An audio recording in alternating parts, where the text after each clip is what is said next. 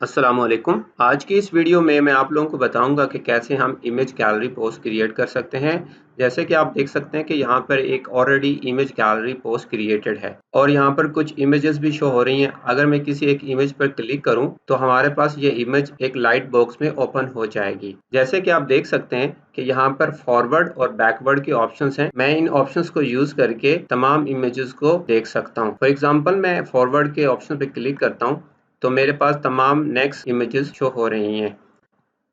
अगर हम इस तरह की image gallery post with light box create करना चाह रहे हैं तो वो हम कैसे कर सकते हैं। आज की इस वीडियो में मैं डिस्कस करूंगा कि वो कौन सा प्लगइन है जिसको यूज करके हम इस तरह की इमेज गैलरी पोस्ट क्रिएट कर सकते हैं। इसके लिए हमें अपने वर्डप्रेस के डैशबोर्ड में जाना होगा। वहां से हम एक पोस्ट क्रिएट करेंगे इमेज गैलरी की और फिर एक प्लगइन ऐड करेंगे WP फेदर लाइट बॉक्स के नाम से, और उस प्लगइन को इंस्टॉल और एक्टिव करने के बाद हम एक इस तरह की गैलरी क्रिएट कर सकते हैं। जैसे कि आप देख सकते हैं कि हम अपने वर्डप्रेस के डैशबोर्ड में हैं और हमारे पास यहाँ पर एक ऑप्शन है पोस्ट। मैं इस ऑप्शन में ऐड न्यू के ऑप्शन को यूज करके एक नई पोस्ट क्रिएट करूंगा इमेज गैलरी के नाम से। मैं यहाँ पर ऐड टाइटल में इमेज गैलरी लिखता हूँ और यहाँ पर प्लस के साइन को यूज करके इमेज गैलरी का ब्लॉक ऐड करता हूँ। जैसे कि आप देख सकते हैं यहाँ पर मेरे पास मोस्ट यूज में गैलरी का ऑप्शन शो हो रहा है। अदरवाइज ये आपके पास कॉमन ब्लॉक्स में गैलरी का ऑप्शन मिलेगा।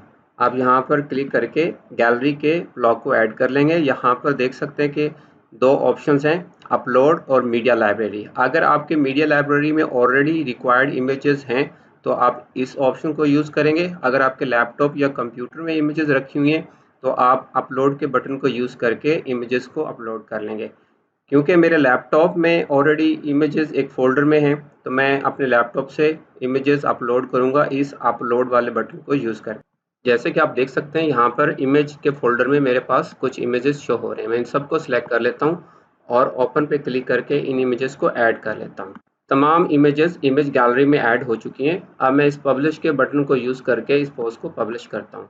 जैसे कि आप नीचे देख सकते हैं कि पोस्ट पब्लिश का यहाँ पर मेरे पास मैसेज आ रहा है कि ये पोस्ट पब्लिश हो चुकी है। मैं अब अपने होम पेज पे जाता हूँ और इसे रिफ्रेश करता हूँ और देखता हूँ कि क्या ये पोस्ट पब्लिश हो गई।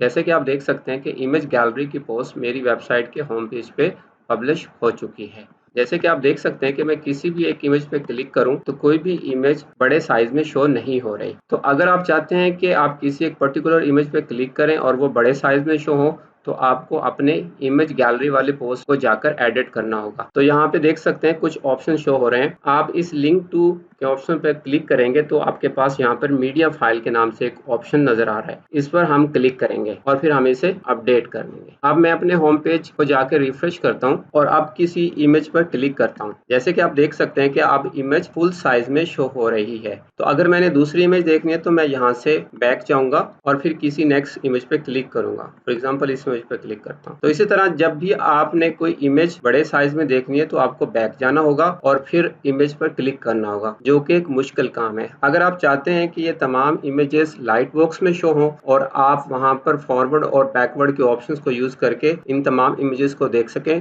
तो इसके लिए आपको एक प्लगइन ऐड करना पड़ेगा WP फेदर लाइट के नाम से। तो हम यहाँ प्लगइन के ऑप्शन में जाते हैं और यहाँ पर एक ऐड न्यू वाले ऑप्शन को यूज करके WP फेदर का प्लगइन इंस्टॉल करते हैं। जैसे कि आप देख सकते हैं ये प्लगइन एरिया है। यहाँ पर मैं सर्च वाले ऑप्शन में जाके WP फेदर लाइट के नाम से एक प्लगइन सर्च करता हूँ। आप देख सकते हैं लेफ्ट साइड में ये हमारे पास WP फेदर लाइट के नाम से एक प्लगइन शो हो रहा है और यहाँ पर आपको कुछ और प्लगइन भी शो हो रहे हैं, लेकिन हम इस प्लगइन को यूज करेंगे और यहाँ इंस्टॉल नाउ के बटन पर मैं क्लिक करता हूँ। जैसे कि आप देख सकते हैं कि ये प्लगइन इंस्टॉल हो चुका है और अब मैं एक्टिवेट के बटन को यूज करके इसे एक्टिव करूंगा। यह हमारे प्लगइन की इंस्टॉल्ड लिस्ट है और नीचे मैं देख सकता हूँ कि WP फेदर लाइट का प्लगइन हमारे इंस्टॉल्ड लिस्ट में ऐड हो चुका है। अब मैं अपने होम पेज पे जाऊंगा और इसे रिफ्रेश करता हूँ। अब देखता हूँ क्लिक करके क्या हमारे पास ये लाइट बॉक्स में इमेजेस शो होते हैं। जैसे कि आप देख सकते हैं कि लाइट बॉक्स ओपन हो चुका है और मैं यहाँ पर बैकवर्ड और फॉरवर्ड के ऑप्शन को यूज करके मैं इन तमाम इमेजेस को देख सकता हूँ। फॉर एग्जांपल मैं इस फॉरवर्ड के ऑप्शंस पर क्लिक करता हूँ